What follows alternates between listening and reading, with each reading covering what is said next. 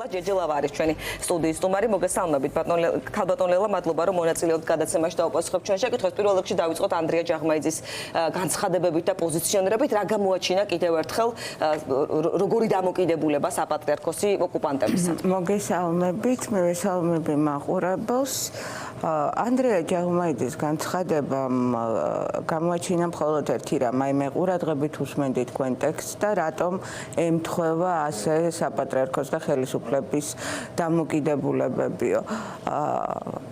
ჯიუტად არავის არ უნდა გაიგოს, რომ მთელი ამდენი ხანი საქართველოში პრორუსული განწყობების, უშრეტი წყარო, რუსეთისადმი ლოიალობის, მტრის შეტკბობის და შეთბობის წყარო, სწორედ აი ეს საპატრიარქო გახლდათ და ახლა როგორც იქნა მოვიდა ისეთი ხელისუფლება, რომელიც ბოლომდე არის საპატრიარქოსთვის მისაღები, მოსაწონი და ბოლომდე იზიარებს, მოკლედ კარგად არიან ნაკვები იმ წყაროდან, რომელიც წლების განმავლობაში დაუშვა.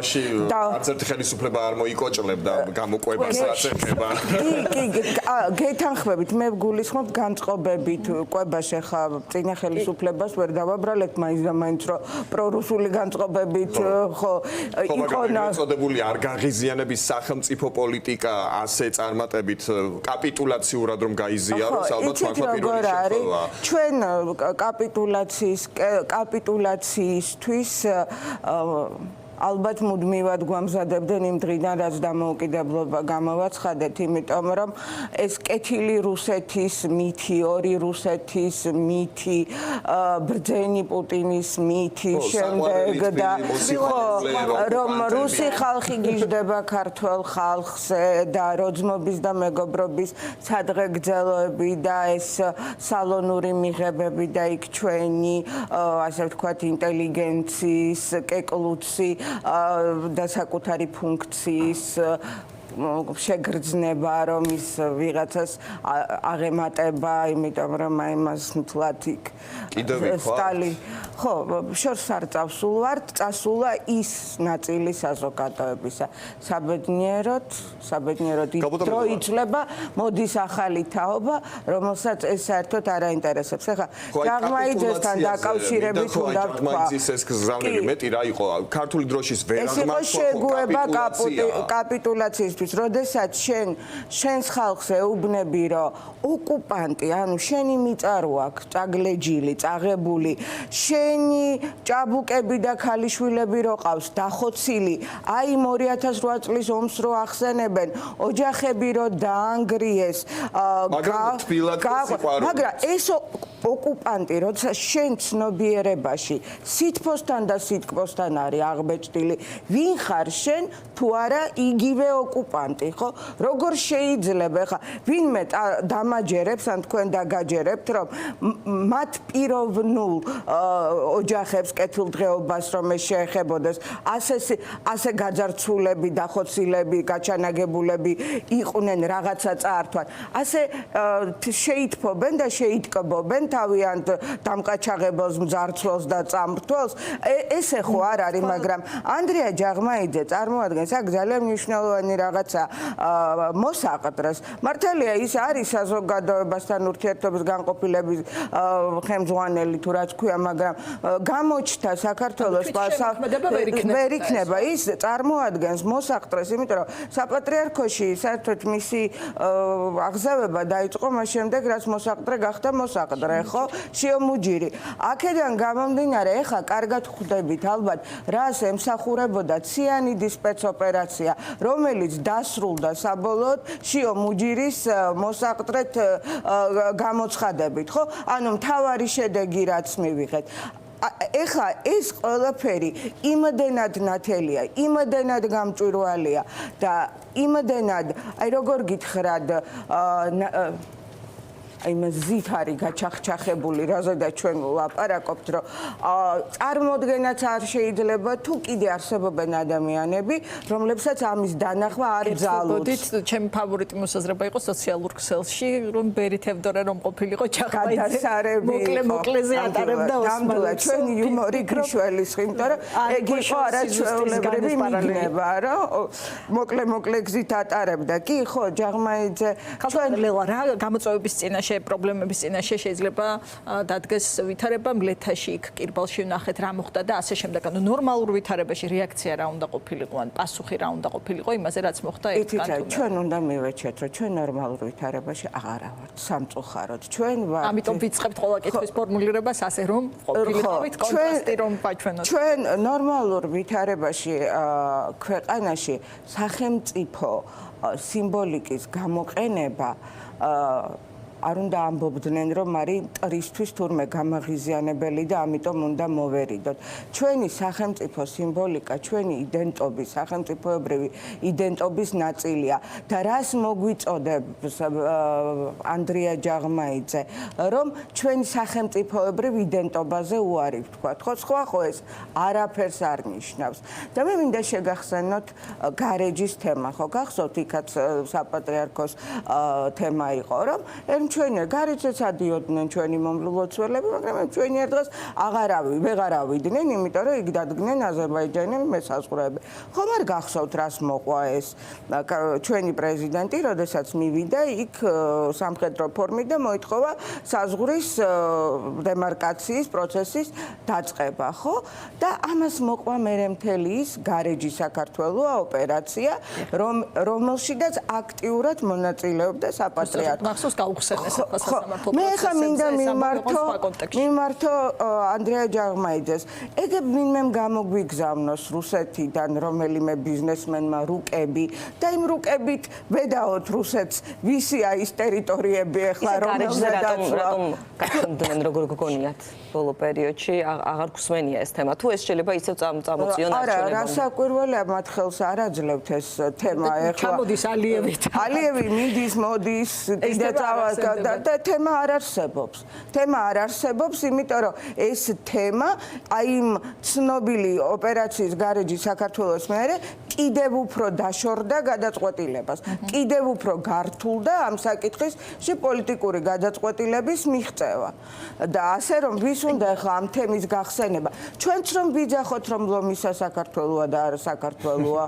ნამდვილად საქართველოს. ხო, და ეხაც დავაწეროთ რომ ლომისა საქართველოა. მაგრამ კარგია რომ ანდრია ჯაღმაიძესთან ერთად მეორე მხარეს პირობითად არის ლუდასალია, რომელმაც გადაჭრა ეს მავთულხლართები, ოკუპანტების მიერ გავლებული მავთულხლართები მის სოფელში და მოკლედ იმედი გვაქვს. იცით რა, ჩემთვის ძალიან მტკივნეულია, რომ ანდრია ჯაღმაიძე, ანუ საქართველოს ეკლესია არის ის მხარე, რომელიც მე მეუბნება, რომ ჩემი სახელმწიფოებრივი იდენტობა, ანუ ჩემი დროშა და ჩემი ჰიმნი და ასე შემდეგ, იმიტომ რომ მტერი არ გავაღიზიანო, ეს ხო მე უნდა გვერდზე გადავდო და მოვერიდო. ეს ის იმ ეკლესიის წევრი მეუბნება 100-100 წმინდანი მყავსო. ხატზე ფეხით რომ არ გაევლო 100,000-მა კაცმა თავი დადო იმისთვის შეწირა, რომ თავისი იდენტობისთვის შეურაცხყოფა არ მეეყენებინა და ეს ეკლესია მეუბნება ეხლა რომ სახელმწიფო სიმბოლოებს მიაყენე შეურაცხყოფა. ახსენა მოლდოვის მღვდელმთავრის მიმართვა და წერილი პატრიარქ კირილს რაღაც ცივილიზებულ გაყრად აღიქვეს ეს ექსპერტებმა ძალიან მძლავრი კავშირების გაწყვეტად ერთგვარად მოსკოვის საპატრიარქოსთან. ჩვენ შემთხვევაში კონტექსტის აღქმა არ არის ყოველ შემთხვევაში მაინც პრეცედენტულია, საინტერესო წერილია. ვერ ხვდებიან კონტექსტს ვითარებას თუ იმდენად არიან გადაჯაჭვულები, არ აქვთ სხვა არჩევანი, აი მსგავსი ტიპის წერილებს რატომ ვერ ხვედავთ უკრაინის ომის ფონზე? რაღაც მსგავს მაინც. საქართველოს საპატრიარქო ხუმრობთ?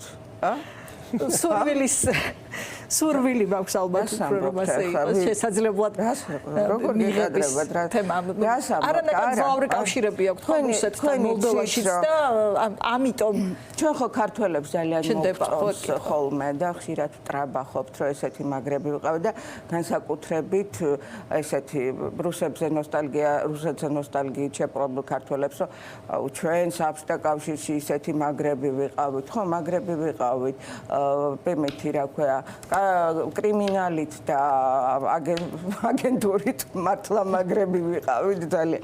ეგ მდგომარეობა ჩვენს ქვეყანაში ძალიან ბევრი, სამწუხაროდ, ძალიან ბევრი, მაშინაც ვიყოჩახეთ, არის რუსეთთან ვალდებულებებში მყოფი ადამიანი. ძალიან ბევრი. ასეთია ბევრი საპატრიარქოში, ასე რომ ეს რეალობა უნდა გავისეგანოთ და ძალიან კარგად იციან ეს ტაძრების თემა არ არის შემთხვევით, იმიტომ რომ კულტურული მემკვიდრეობა არის ყველაზე მგზნობიარე საკითხი.